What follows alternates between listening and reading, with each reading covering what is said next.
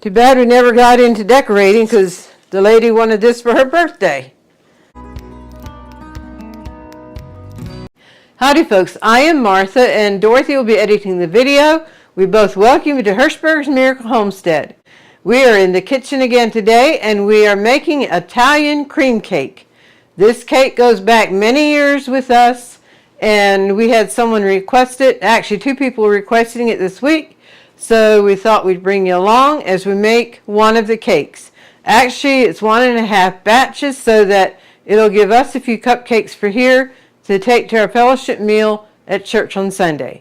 So let's come in and go across the ingredients and then get started. And the ingredients we need are all-purpose flour, we sift ours, granulated sugar, coconut flakes, eggs at room temperature. Here we have the yolks and here we have the whites. They are separated. Chopped pecans, butter or margarine, crisco, soda, salt, pure vanilla extract, and buttermilk. As always, I'm going to get these liquids out of the way so I don't spill them. And we'll pull them in when you're ready for them. We're going to cream the butter or margarine and the crisco and the granulated sugar. Back when Dorothy and I would bake and go to the market, the Italian cream cake was one of our top layer cakes that were ordered usually. Depending what time of year, red velvet cake was right up to it or the yellow cake with the chocolate icing, but overall I'd say the Italian cream cake was our top layer cake. We are going to cream this together for 5 minutes so it's light and fluffy.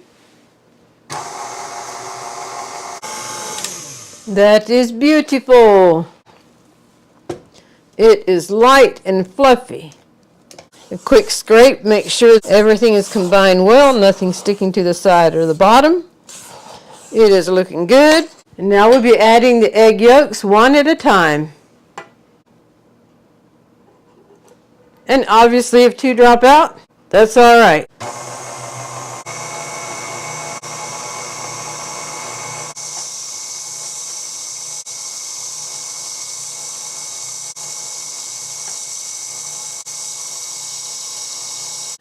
Now we'll be adding the salt and the soda, the vanilla extract. I'll give that a mix.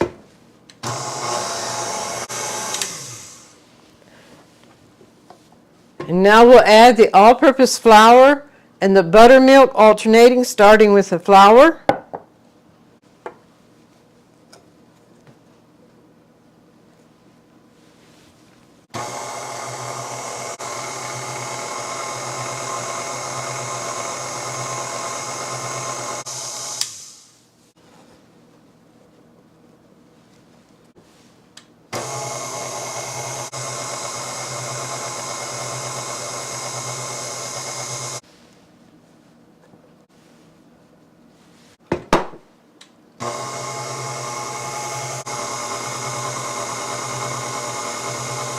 All right, I'm going to scrape the bowl down and also scrape out the buttermilk. Now scraping out the buttermilk with this cute little spatula. And one final mix for this step. All right, this part of the cake is done. However, I'm not done with the mixer, it's just this part of the cake.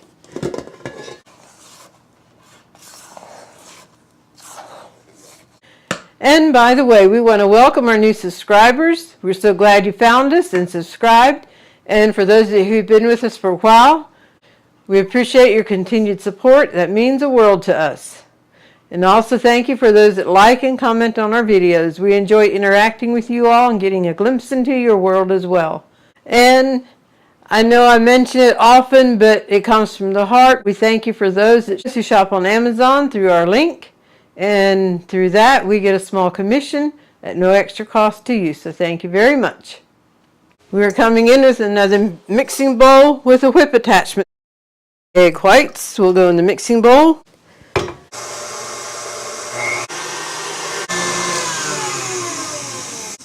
Okie dokie. It comes to a peak, and that's what we want. We're ready to finish up the cake batter itself, and neither mixing bowl is big enough to mix everything. If it just be one cake, we could, and by the way, the recipe down in this description will be what you need for one 3-layer 9-inch cake. But since I made a batch and a half, I'm going to be using this bowl to do the final mixing. Nice wooden spoon we have. We have an uncle who lives in Costa Rica, and they brought this over for us on one of their trips. In fact, I think it was actually they gave it to Mom. And since Mom isn't here anymore, we have the benefit of using it. All right, this is the base of the cake batter. We are going to put the chopped nuts in and the coconut flakes. And now I'm going to mix this in before I add the egg whites.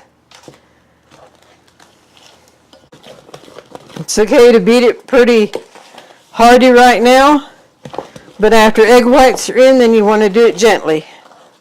All right, we'll start coming in with the egg whites. I break it up in 2 batches, then just gently fold it in. All right, it doesn't have to be completely folded in at this point. I'm going to add the rest of it.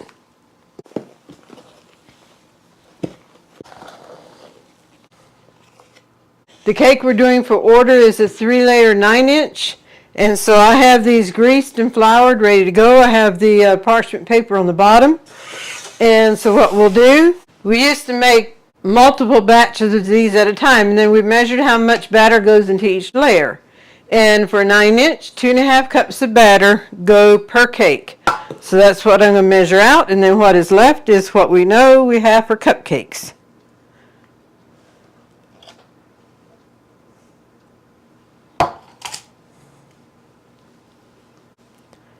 A little bit more in that one.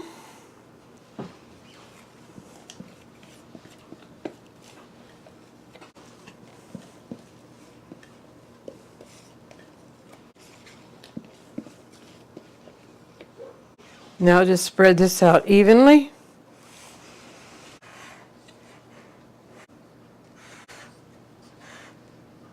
Now these I bake in the oven that I can use the convection bake on at 340 for about 25 to 30 minutes or until they're done. If you don't have convection, when you use the regular oven, it's 350 for about the same amount of time. I'm going to go ahead and get these in the oven, and while these are baking, I'll get the cupcakes together. I'm going to do a voiceover on that so I can have music on the unit for Buddy. Buddy's our special needs brother. He's my twin brother, and it's time for his nightly routine of gospel singing and cookies and that type of thing. And with copyright issues, why, I'll just do a voiceover here so he can enjoy the unit. I am pouring the cake batter into measuring cups simply to make it easier to handle. The smaller cupcakes will be used for the fellowship meal. My plan is to make a 2-layer mini Italian cream cake from the large cupcakes. It appears as though Buddy isn't the only one enjoying the music. The layer cakes have been out of the oven for about 5 minutes.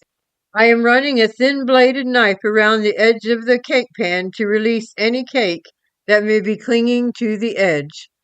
Place a cooling rack on top of the cake with the little feet up so when you flip the cake over, the feet will be on the countertop.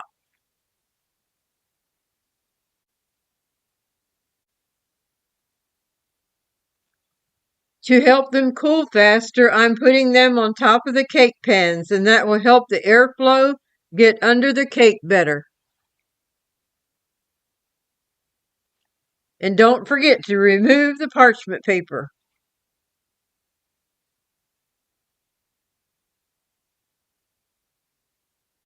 So back here the next morning, I did not show getting the cupcakes out of the oven, but obviously I did.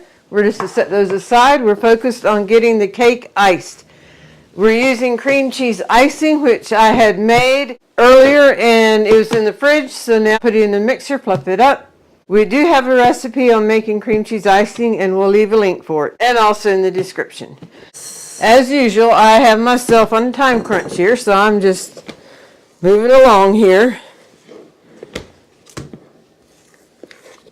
This is an unnecessary step here, but for some reason I do like to fluff up my icing when it comes out of the refrigerator like this. And just like that, this is ready to go. Okay, we do one layer at a time. Take the wrap off of it. Because it's saran wrap, I often pick it up to get a grip underneath. Brush crumbs off. And now throw some cream cheese icing on the cake. And we want to spread it out even. The Lazy Susan is nice, but as you see, this plate wants to slip around on it. I have already put a gripper thing on the bottom of it to keep it in place. Other times then it doesn't slip much, so this morning it's slipping. Alright, since the cake is sliding around, I'm just slip the gripper down there. And that should help keep it in line. Sometimes when you just make the icing, it's softer. And at that point, I put it in each layer in the freezer for just a few minutes to help set up. And with this having been in the refrigerator, it's not as soft. So I'm going to do 2 layers and then put it in the freezer for a little bit. So brushing the crumbs off of here.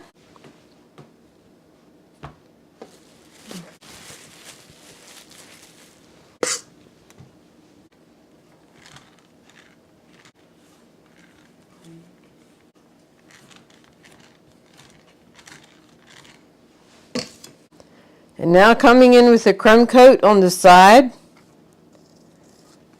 A crumb coat is just a thin layer to trap in any crumbs. That way when you come back with your final layer, it's not cake crumbs showing through the icing. However, with this one it wouldn't really matter because we're going to throw some nuts on it at the very end. Now we'll just go around making that even and evening it off here at the top. I'm going to put this in the freezer now for about 10 minutes and this will help this to set up, and then I'll come up with the other layer. We'll go from there. I am back with the cake. We're putting the final layer on. Once again, brushing the crumbs off. This is not a crummy cake, and so that did not take long. Okay, the top here is just a crumb coat, and then I'll put it back in the freezer for another 5-10 minutes. While it's in the freezer, I'm going to get the nuts ready to put on top of the cake. Too bad we never got into decorating because the lady wanted this for her birthday. If they want to decorate it some kind of way, then they can. Alright, the crumb coat, as you know, is just a thin layer. And we'll do it on the side as well. There's just a little ditch between the 2 layers. I try to be sure that that gets filled with the icing.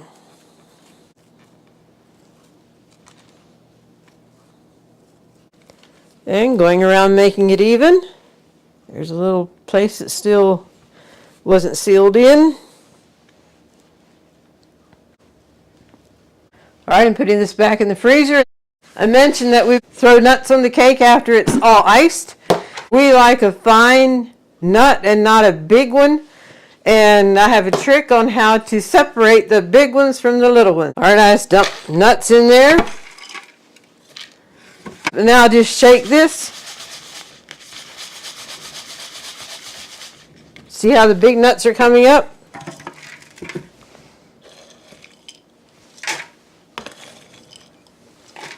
Just scoop the big nuts off of the top. Now let's put it to the edge and do it again. And there's some more big ones come.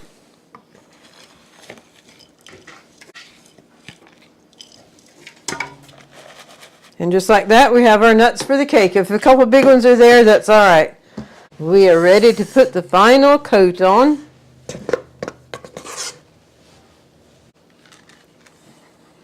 With the crumb coat that is on, it's easy just to real quickly put the other icing on, knowing you don't have crumbs coming up into the icing. And now just going down the side.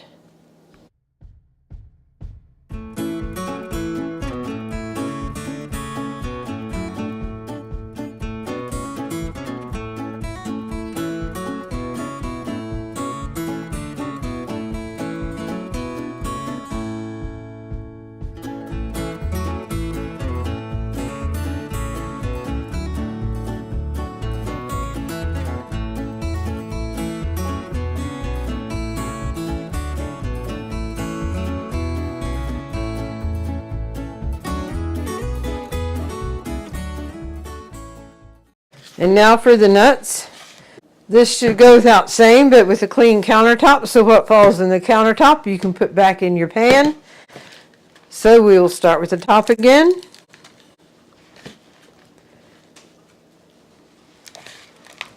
And just throw it on here.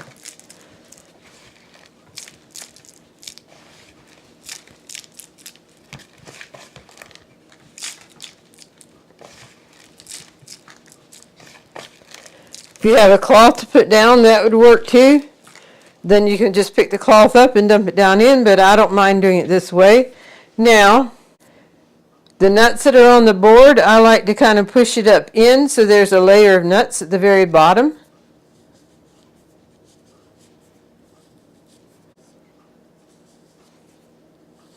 There we go. Kind of brush the nuts off of the edge and onto there. Now let me get this cleaned up and we will wrap it up. I'll just scoop it up with this.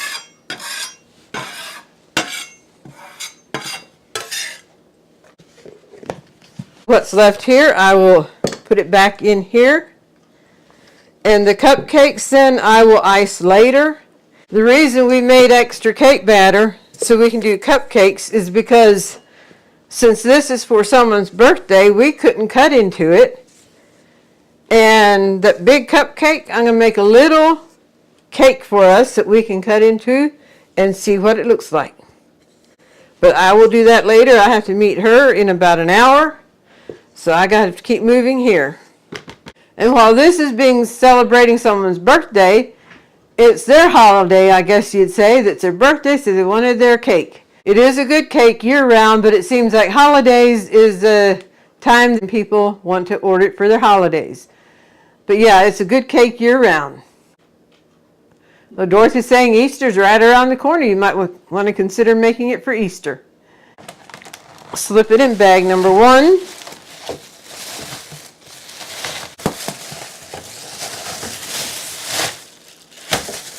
Try and make it that's an even carry. And now bag number 2, we like to double bag it.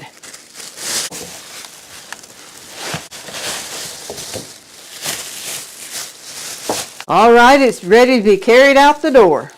Well, we're back with our cupcakes, and I am going to ice 1 cupcake like we do our regular cakes. For that, we'll need of the large cupcakes.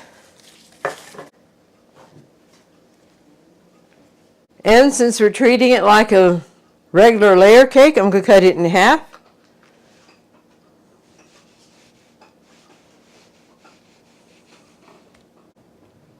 I will put the bottom on the plate, and now we'll put a little dollop of cream cheese icing on top of there.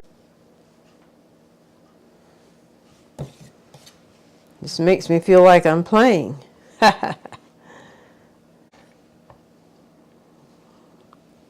Taking the cream cheese down the side.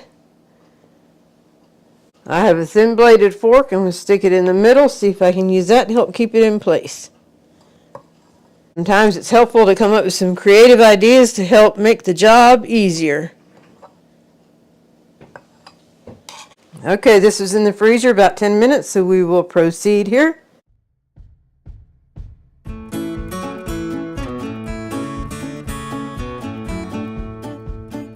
Now I'm going to put this back in the freezer for about 10 minutes so that can set up.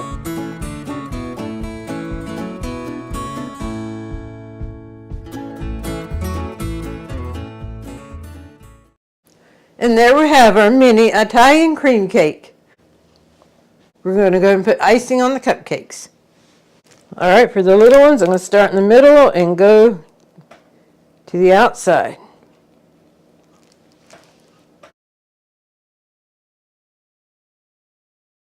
And for the big one, I'm going to start on the outside and come in.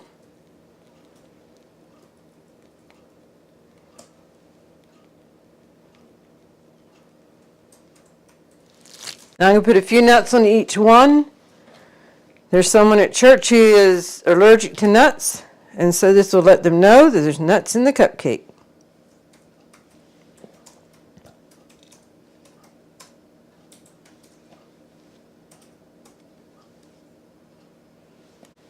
And how beautiful is that? Alright, we made this mini Italian cream cake simply so we can slice it open and see what it looks like on the inside. Coming down through the center. I felt it go from one layer to the other. And now we will swing it open. And I will spread it even wider to give it a better view. So there we have it, folks. A mini Italian cream cake, 2 layers.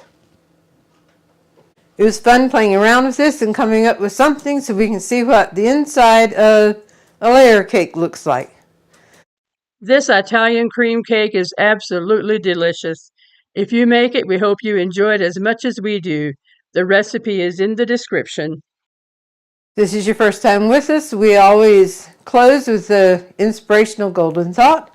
And now for the golden thought. A couple weeks ago, I read the verse in Galatians 5:22 and 23 about the fruits of the Spirit, and I said we will work down through the fruit of the Spirit, giving a few thoughts in each one. And so now we are looking at joy. Sometimes when we look at joy, we can confuse it with happiness. But joy does not depend on the circumstances going on around us. Happiness is often triggered by a particular moment or an event that at the moment you're happy.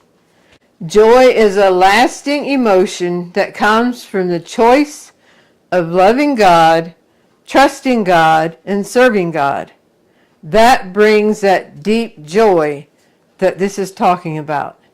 Knowing that our relationship is rooted in Jesus Christ and we can trust Him. Anyone outside of that personal relationship with Jesus does not understand the depth of joy that we have in Jesus.